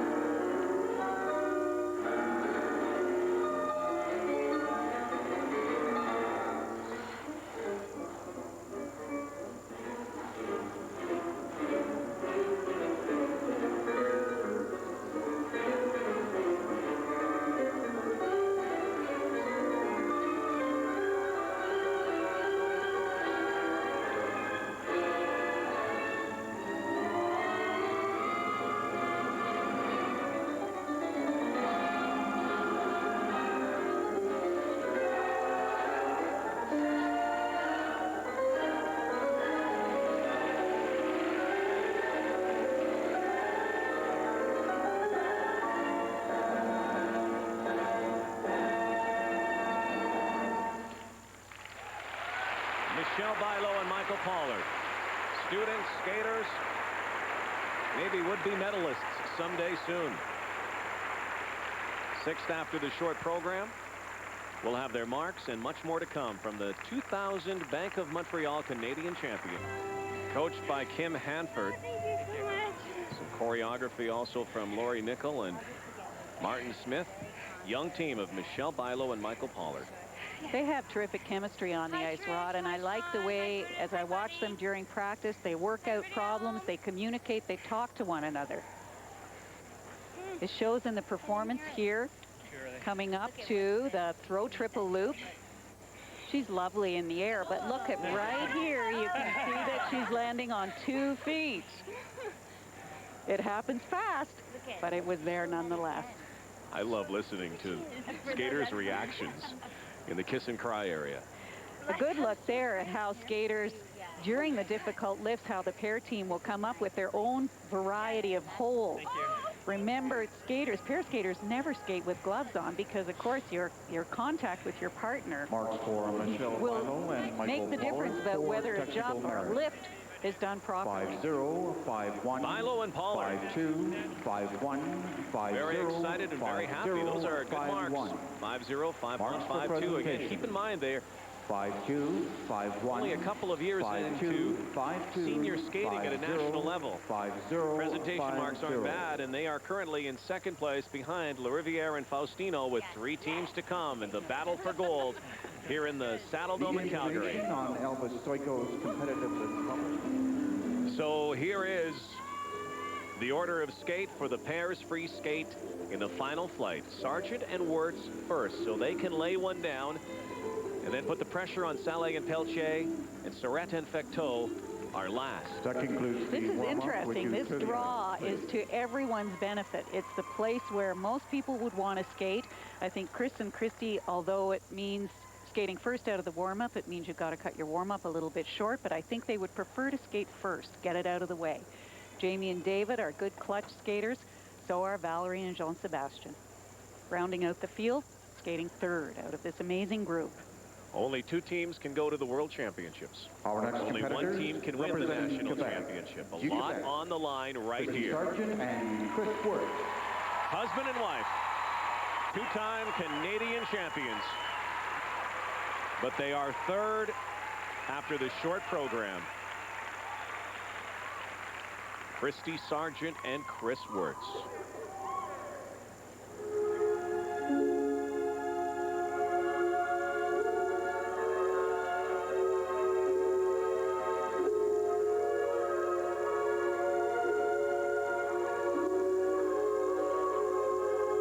Skating to Claire de Lune, the fact that the program is entirely a slow piece of music is a gamble.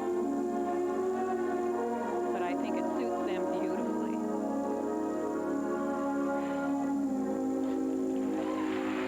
We got 3 rotations on that triple Lutz, but it was not high.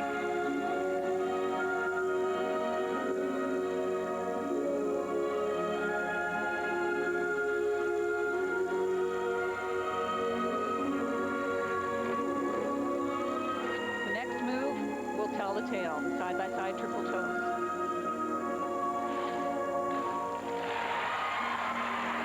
Christy had a slight problem on the landing, doing multiple 3 turns.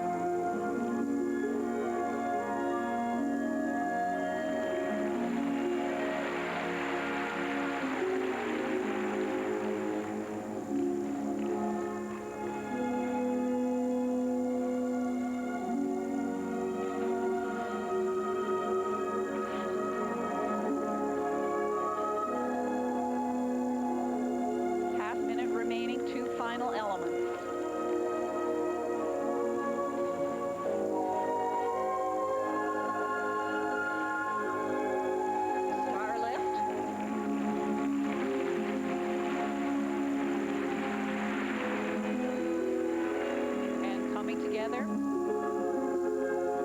for a back outside death spiral.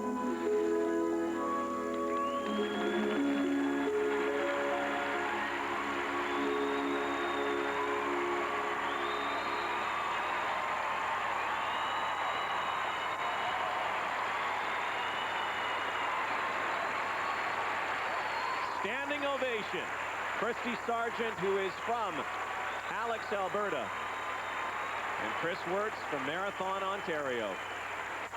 From skating families, the first serve goes to them. Batter up. Next, Saleh and Pelche. They now know what they have to do.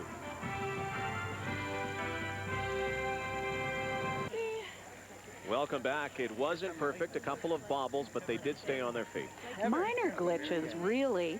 The program was a huge success, the only problems being a couple of the side-by-side jumps. Watch Christy here. The triple toe went up quite well, but instead of getting into the landing and getting the free leg back, here's what it looks like just watching Christy. She kicks forward, has to turn several back outside 3 turns to get into a landing position. She recovered, though, beautifully to go almost immediately into the throw triple Salchow. It was high. She had that landing settled like a feather. I love the sound of this one. We could hear it in the building as she stepped forward into the throw double axel. A real crunch. You feel the power. She had that rotation beautifully under control. A moment where you hear no sound at all, and then boom, you hear the landing edge hit the ice. What great lineage in both of these families, though. Chris's brother Paul is the coach. His nephew Sean today captured a bronze medal in junior men's skating. He won a silver in junior pairs, and of course Christy's sister Lisa was a Canadian women's champion. There's Paul, there's Marina Zueva, choreographer beside them, and there is their daughter Tristan, who I think is going to be a good skater someday herself. 5'7", 5'7". Look at the technical merit marks. And now the pressure is on Saleh and Pelche. Tristan likes them. They are the leaders. 5'8". They are the champions. 5'8". 5'8". But will they be the champions 5'7", at the end of the night? 5'8". Now they have to watch. The next competitors, representing Quebec, du Quebec, Jamie Saleh and David Pelche. Another skater from Alberta, Jamie Saleh. There's her mother, Patty Siegel, wearing a microphone. We'll hear her after the performance. Along with David Pelche, this team has taken the skating world by storm this season. They want to win the Canadian title. Now they have to go out and do it. Leaders after the short program. They've been talked about all season.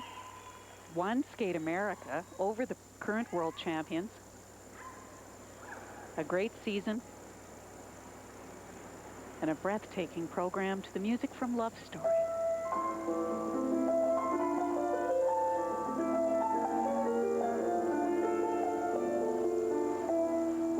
They're getting the triple toes right out of the way, right at the beginning.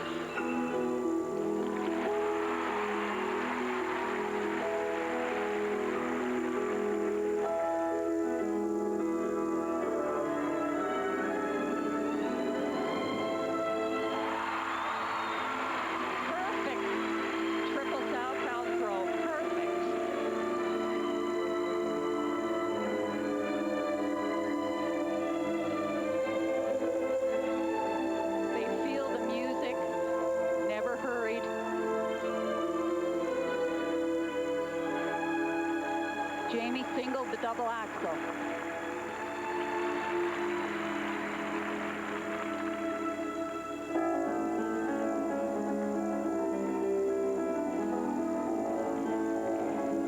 She'll get another chance. Following this lift. The lift quality is wonderful. David's feet, I think, are the best in the competition. He moves so easily, as if Jamie was weightless.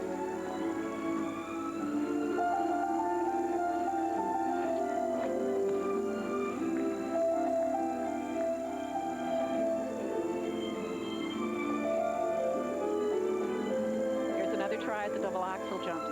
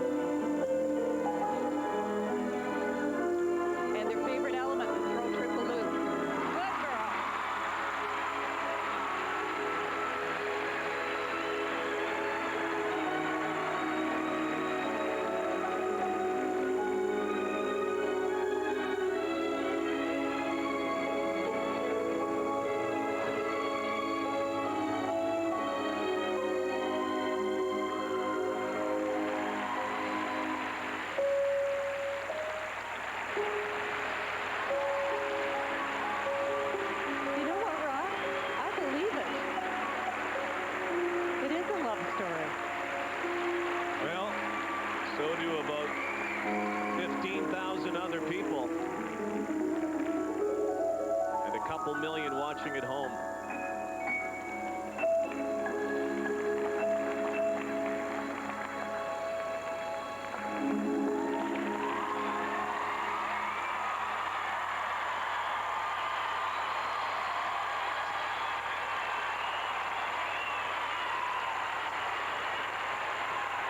With all due respect to Sargent and Wirtz, as you listen to Jamie's mom saying, "Thank you, Calgary."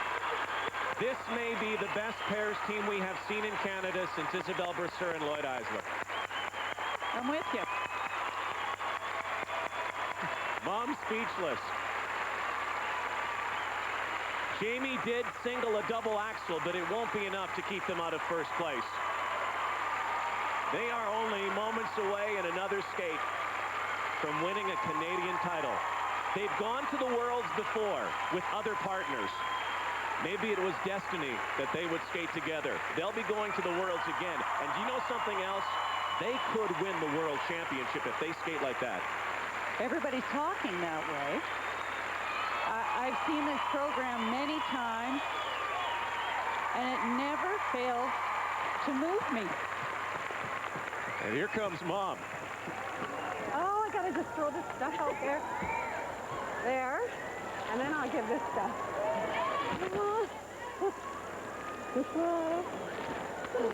Oh my goodness.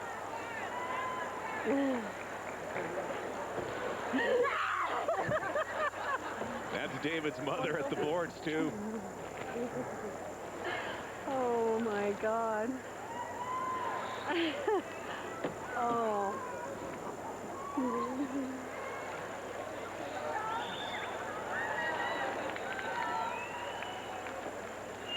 Here's the beginning of the program, starting strongly with beautiful side-by-side triple toes. They never leave the texture of the program. They are constantly in it. Lori Nickel designed it in such a way that it was to tell a story. Playful at times, sad at times, very dramatic at times. Somewhere. There's Debbie. They have unequivocal talent. But you know something else that you don't see behind the scenes is how hard these two have worked. And how hard their teams have worked. They've been incredibly produced. What a partnership. And let's take a look at the throw, and then Hattie Siegel, Jamie's mom, watching. There we go.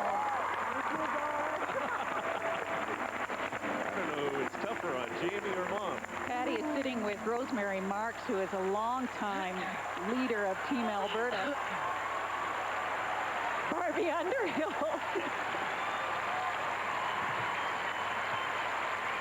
There's Barb Underhill, now a consultant with the CFSA, and I said Isabel Brasseur and Lloyd Eisler. They could be another Underhill and Martini, too. What a love story. Barb and Paul were able to carve out on the ice, and the magic they had. These two have magic. Plain and simple. Look at the marks. 5.9s, 5.8s, even with the single axle. Will we see a couple of 6s in the presentation mark? You'd have to think so. This thing sizzled. They did. They got 6s. Look at that. 5 of them. These are the first 6.0s at Canadians ever in pairs. You have to wonder what the other two judges were thinking. Oh, they can't be beat. They are the Canadian champions. One team to skate. Don't go away, however, because they could also have a very big say on who will be going to the Worlds. Surratt and Fecteau next. Well, after everybody has taken their Kleenex out and dabbed their eyes after the love story, we have still some business to do here. Salé and Pelche cannot be caught by Valerie Surratt and Jean-Sébastien Fecteau. They don't have the stuff yet. But this team is second after the short program. If they stay clean, and like they did perhaps even last year, they could finish second and knock Sargent and Wirtz back into third.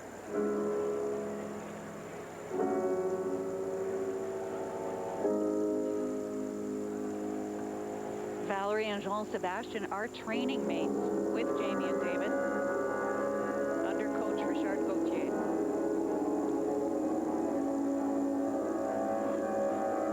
They will start with a triple twist.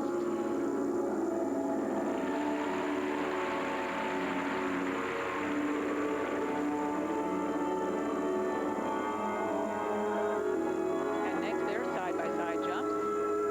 Triple toes.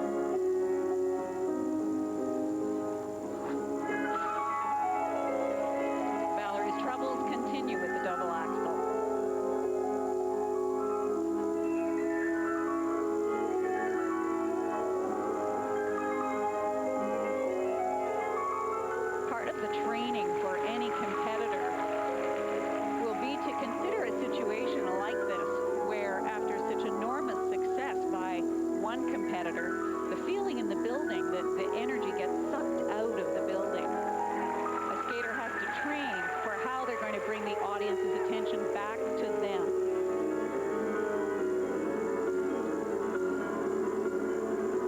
And, of course, how not to be ruffled by one skater's success.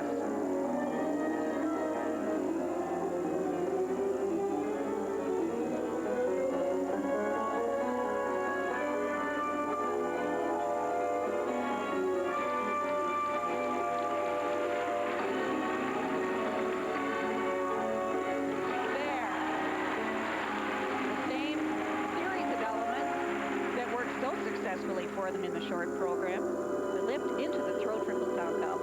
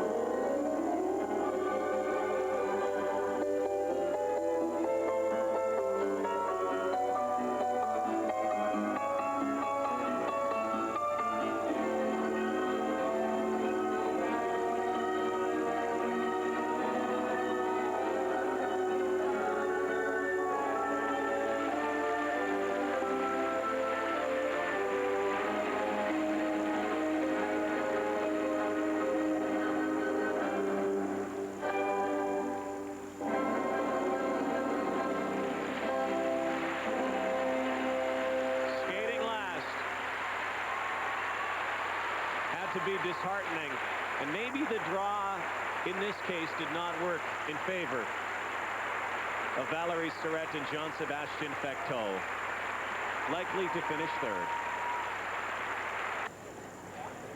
They went to the Worlds last season, finished 13th because of the injury to David Pelche. Jamie Salé and David Pelche did not go to the Worlds. They're going this year as Canadian champions. And now Valerie Surette and Jean-Sébastien Fecteau will see the confirmation that for the third straight year they will be bronze medalists at the Nationals. Just a couple of maneuvers, a couple of improvements away from getting to those top two rungs. Disappointing skate for them. Here are the unofficial results for the senior pairs. The two-year run is over for Christy Sargent and Chris Wirtz. Jamie Salé and David Pelche, now Canadian pairs champions. Valerie Surette, Jean-Sébastien Fecteau in third place, and the rest of the skaters here at the 2000 Bank of Montreal Canadian Championships. And now with the new champions, here's Rob Faulds. Canadian champions. That sounds pretty good. What an amazing 2 years it has been for you guys. I honestly don't know really what to say right now. I'm totally overwhelmed. I felt more nervous this competition than I have on all of our competitions this year, but this feels absolutely amazing. David said don't ask him any questions because his mouth was getting dry. He didn't figure he'd answer. We want you to watch the reaction here as you watch the judges with the sixes. I think Dave saw it before I did. I saw it on the monitor, that's why. Because it shows on the monitor a bit before the crowd can see it. Mom, I think everyone was crying in that performance. It's got to be an amazing feeling. What do you think what was the right chemistry that has worked for you two? Like minds, did you just have the same vision? For this program, we worked a lot about what to feel about it. Because if you add all the elements you have maybe for 20 seconds of elements, so the rest is only skating. So we try to put the emphasis on the skating and how we feel about the program, and the elements just comes out perfectly. When you took a look at setting your goals for this season, how far away did this moment feel? Not that far. I think that this year has went by actually really fast, faster than I thought I expected. And I remember waiting for Skate America. That was the longest wait for us. But now that we're finally here, this is an outstanding feeling, and we're just so happy that we finally did it. They've got some medals for you. Enjoy the moment. Congratulations. Thank you very much. Canada's new champions tomorrow. Final day at the Nationals. The dance free skate, the women's free skate. Please check your listings. Don't forget, we'll have some other interviews and also exclusive reports from these championships on the internet at ctvsportsnet.com. Please log on. And later tonight, Sports Central, a preview of the Super Bowl tomorrow, as well as a wrap-up from an incredible day of skating here in Calgary. 3 hours ago, we called it a rink of dreams. And indeed, dreams realized again for Elvis Stojko. A night of sixes. 6 national titles now. 3 sixes for technical merit. On his way to another World Championships. A night of sixes for Sally and Pelche. 5 6.0s, new champions. An incredible, incredible display. So for Rob Faulds, Tracy Wilson, Debbie Wilkes, and our entire crew here in the Saddle Dome, this is Rod Black. Good night. Sweet dreams.